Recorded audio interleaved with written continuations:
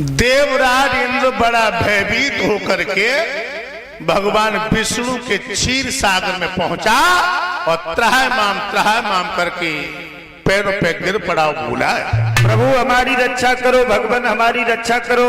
कहिए देवराज इंद्र, हाँ प्रभु।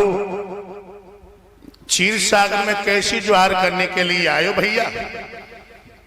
सर्वांग पसीना बह रहा है, आंखें लाल हैं, होठ सूख रहे हैं, क्या कारण है? प्रभु बहुत बड़ा चक्कर है, आपको शायद ज्ञात नहीं होगा कि अयोध्या नरेश महाराज जो तानपात का ज्येष्ठ पुत्र ध्रुव घनघोर तपस्या कर रहा है, उसने सारी वायु को रोक लिया है। अगर आपने दर्शन देने में जरा भी देर कर दी तो महाप्रलय आ सकती है प्रभु। देवराज इंद्र, हाँ प्रभु। मेरे एक भक्त की श्वासों में सारी भक्तों की श्वास है। बिल्कुल, तो चिंता न करो, मैं अपने भक्त को दर्शन देने के लिए जा रहा हूं। ठीक है प्रभु। उसी समय भगवान गरुड़ पे सवार हुए और यह गरुड़ इतनी तीव्र गति से चला कि चारों दिशा में हाहाकार मचने लगा और गरुड़ को वहीं पे उतार दिया जहां पे ध्रुव घोर तपस्या कर रही थी। घोर तपस्या। ध्रुव के पास में पहुंचे, भगवान ने खड़ाऊं की खिटखिट की आवाज की, लेकिन ध्रुव तो थे ही नहीं, बिल्कुल शून्य में समाधि खींच गए थे। भगवान समझ गए कि नारद जी ने मेरी आकृति बता दी। भगवान ने जो धर के स्वरूप को खींचा तो ध्रुव ऐसे टूट के गिरे जैसे कोने में से भगवान ने पीछे में बाहों में ले लिया। बोलिए भक्त वत्सल भगवान की जय हो। भक्त पहुंच गया भगवान की गोदी में। भगवान ने बालों को सूंघा और माथे पे चुम्बन जड़ दिया और कहने लगे, बेटा ध्रुव, शायद मुझे आने में देर हो गई इसलिए तुम नाराज हो गए। ध्रुव जी के नेत्रों में आंसू आ गए और कहने लगे, बाबुल कुगत करे में कसर ना राखी और तुमने मेरी मैया की सुदव गाय ली। भगवान कहने लगे, बेटा ध्रुव, अगर हम तुम्हारी मैया की सुध लेते तो आप जब जंगल में भजन करने के लिए नहीं आते। और ये बात बिल्कुल सत्य है राजू भैया। भर पेट अन्न जब मिलता है तो पाप कुकर्म सुहाते हैं, और जब भोजन के ही लाले हों तो किनको भोग दिखाते हैं। जिन्हें भरपेट अन्न मिलते है वे गद्दी की तरफ नहीं आते हैं, शाम को ठेका की तरफ बढ़ते, ठेका की तरफ कि अगर हमने 100 रुपया भागवत पे चढ़ाए दे तो संजा को इल्लू खराब हो जाइए। भगवान कहने लगे, बेटा ध्रुव, अगर तुम्हारी मैया की सुध ले तो तुम जंगल में भजन करने के लिए नहीं आए। अब तुम घर जाओ, अपनी मैया की जाकर के सेवा करो। ऐरावत हाथी को बुलाया और भगवान कहने लगे हैं, बेटा ध्रुव, वरदान मांग लो। ध्रुव कहने लगे, हम वरदान का मांगे, जब आपने हमसे बेटा ही कह दिया। तो बेटा कभी बाप से मांगता नहीं है, बाप तो बिना ही कह देता है। देखिए 5.5 साल के बच्चा की पकड़। भगवान कहने लगे, बेटा ध्रुव, 36,500 वर्ष तक तुम अयोध्या में राज्य करो और उसके बाद तुम मेरे परम धाम के लिए चले आओगे। वरदान दिया। ऐरावत हाथी आ गया इधर लेकर के। भगवान ने ध्रुव जी को गोदी में उठा करके हाथी के हौदा में बैठा ला। अंतर ध्यान हो गए। अब ये हाथी अयोध्या के लिए चला। जैसे अयोध्या में प्रवेश किया तो पिता तुल बुजुर्ग नौजवान एकदम ध्रुव जी को देखने के लिए दौड़ पड़े, क्योंकि 6 महीना हो गए थे ध्रुव जी को। ध्रुव जी ने जैसे पिता तुल बुजुर्गों को पैदल देखा, कहने लगे भैया इंद्र अपने हाथी को नीचे बैठा लो। पिता तुल बुजुर्ग पैदल और हम हाथी पे बैठ के डालेंगे। देखिए 5.5 साल का बच्चे का शिष्टाचार, और आज के पट्टा के तो शिष्टाचार है कितो है महाराज। अगर जब रोड शो होकर के 18 साल को पट्टा जाए और 60 साल को बुढ़ा अगर राम राम कर ले तो 18 साल को पट्टा अपने मुड्ढा ढोंका तो एक बाह। अब हम कछु लगन लगे, लोग हमसे डराने लगे, हमें राम राम करने लगी। आज के पट्टा को जैसे शिष्टाचार है।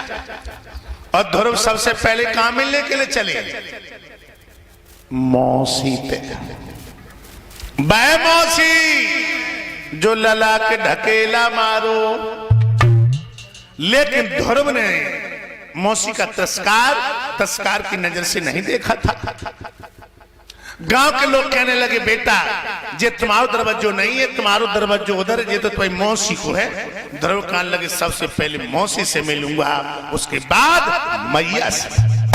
और जो ये सोची को पतो चलो कि ध्रुव यहीं आए रहे, तकिया मुंह छपा के रोन लगी के बाड़ दे लई और कहने लगी यार वो बांधी जहर लिया, अब हम लले मुंह कैसे दिखाएं। बांधी कहने लगी हाँ तो जुआनी में चटकी जाती, अब जहर मंगाई रही है। तब डाइन बन के धक्का मारो, अब जहर मंगाई रही है। और छुटनी नौय कालों चरोए के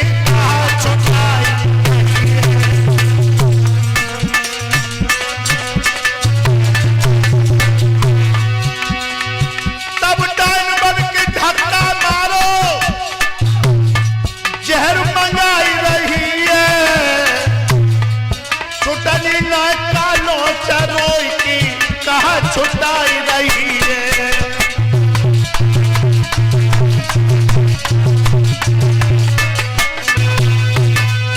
तब तक ध्रुव दरवाजे पे पहुंचे, किवाड़ खटखटाई। ओ मौसी किवाड़ खोल दे, ओ मौसी किवाड़ खोल दे, अब हम पापी ना रहे हैं, अपने बबुला से मिले आए। और ध्रुव कहा बोले राजू भैया कि माता दरवाजो खोलो, द्वारी खड़ो सोते लो लाल। माता दरवाजो खोलो, द्वारे खड़ो सोते लो लाल। माता दरवाजो खोलो, द्वारे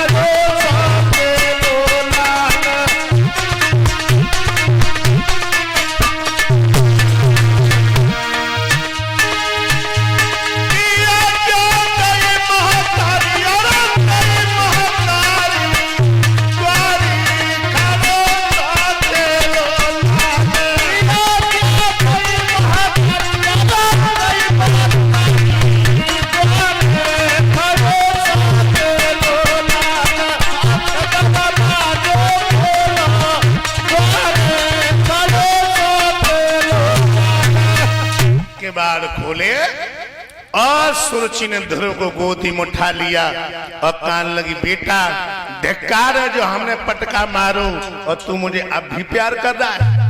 ध्रुव कान लगी मौसी तुमने बुरा नहीं किया, तेरे एक ही पटका ने मेरे सारे जीवन को खटका ही निकाल दो। अब ध्रुव जी चले हैं कहा? मैया की दरबाजी के लिए। अब ये कथा को निचोड़ है, निचोड़ है भाइयों, ध्रुव की कोई ताकत नहीं थी 6 महीना के अंदर अंदर भगवान की प्राप्ति कर लेती। ये किसकी तपस्या थी राजू भाई? मैया कि जा दिन से ध्रुव घर से बाहर हुए, मैया ने पानी की तो चली का वायु तक का आहार नहीं किया था। जब मैया की तपस्या थी।